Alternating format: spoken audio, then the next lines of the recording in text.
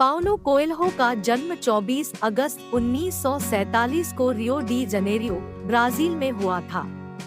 वह एक सख्त कैथोलिक परिवार में पले बढ़े और जेसुइट स्कूल में पढ़े। हालांकि उन्होंने अपनी धार्मिक परवरिश के खिलाफ विद्रोह किया और 1960 और 1970 के दशक में काउंटर कल्चर आंदोलनों में शामिल हो गए। कोएल्हो ने ब्राजील के संगीतकारों के लिए एक म्यूजिशियन के रूप में अपना लेखन करियर शुरू किया, लेकिन जल्द ही उन्होंने किताबें लिखना शुरू कर दिया। उनका पहला उपन्यास हेल आर्काइव्स 1982 में पब्लिश्ड हुआ था, लेकिन यह उनका दूसरा उपन्यास द अल्केमिस्ट था, जिसने उन्हें अंतर्राष्ट्रीय फेम दिलाई।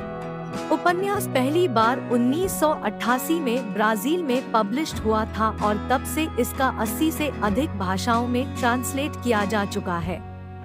एक लेखक के रूप में अपनी सफलता के बावजूद कोएल्हो ने अपने पूरे जीवन में कई असफलताओं और चुनौतियों का सामना किया।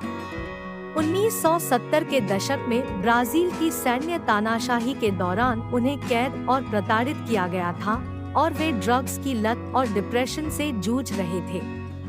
हालांकि उन्होंने इन कठिनाइयों का सामना किया और उन्हें अपने लेखन के लिए प्रेरणा के रूप में इस्तेमाल किया।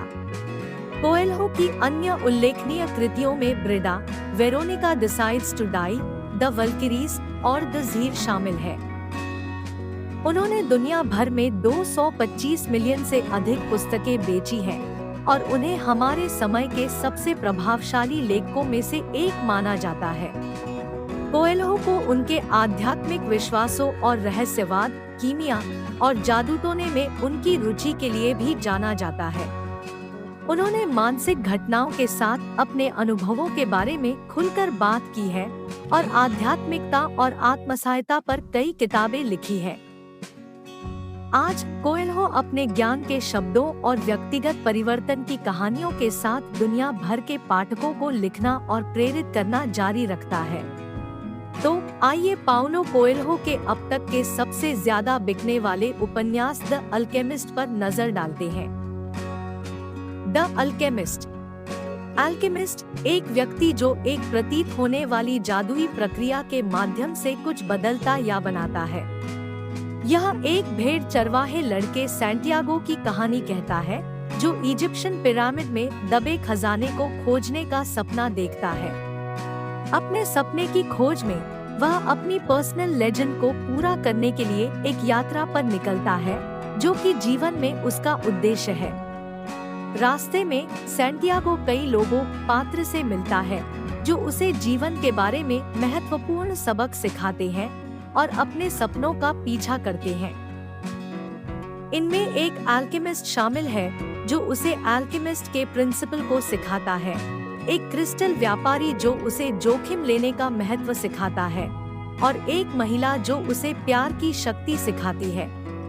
अपनी यात्रा के माध्यम से सैंटियागो बाधाओं और असफलताओं का सामना करने पर भी अपने इंट्यूशन पर भरोसा करना और अपने दिल का अनुसरण करना सीखता है। अंत में उसे पता चलता है कि जिस खजाने की वह तलाश कर रहा था, वह वास्तव में मटेरियल वेल्थ नहीं थी, बल्कि उसकी पर्सनल लेजेंड की पूर्ति और उसके सच्चे सुख की खोज थी। द अल्केमिस्ट से सबसे सुंदर सबक में से एक अपने सपनों का पालन करने और अपनी पर्सनल लेजेंड और ग्रोथ का पीछा करने का महत्व है। सैंटियागो नायक सीखता है कि हर किसी के जीवन में एक अनूठा उद्देश्य होता है और यह प्रत्येक व्यक्ति पर निर्भर करता है कि वह इसे खोजे और उसका पीछा करे। एक और महत्वपूर्ण सबक यह है कि जब हम अपने सपनों का पीछा कर रहे होते हैं, तो ब्रह्मांड की शक्ति हमारे पक्ष में होती है। सैंटियागो को अपनी यात्रा में कई बाधाओं और असफलताओं का सामना करना पड़ता है, लेकिन वह ब्रह्मांड और उन संकेतों पर भरोसा करना सीखता है जो उसे प्रदान करता है।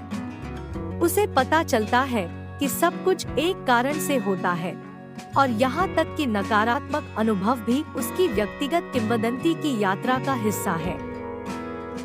इसके अतिरिक्त उपन्यास हमें अपने दिल की सुनने और अपने इंट्यूशन भरोसा करने के महत्व के बारे में सिखाता है।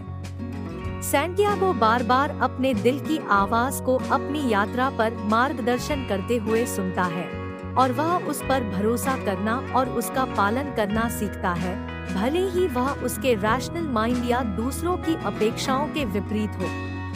अंत में द अल्केमिस्ट हमें केवल अंतिम लक्ष्य पर ध्यान केंद्रित करने के बजाय वर्तमान क्षण की सराहना करने और यात्रा का आनंद लेने के महत्व की याद दिलाता है। सैंटियागो को पता चलता है कि अपनी यात्रा के दौरान उसे जो आनंद और तृप्ति का अनुभव होता है वह उतना ही मूल्यवान है जितना कि वह खजाना जिसकी वह तलाश करता है, और यह कि सच्चा खजाना वह व्यक्ति है जो वह रास्ते में बनता है।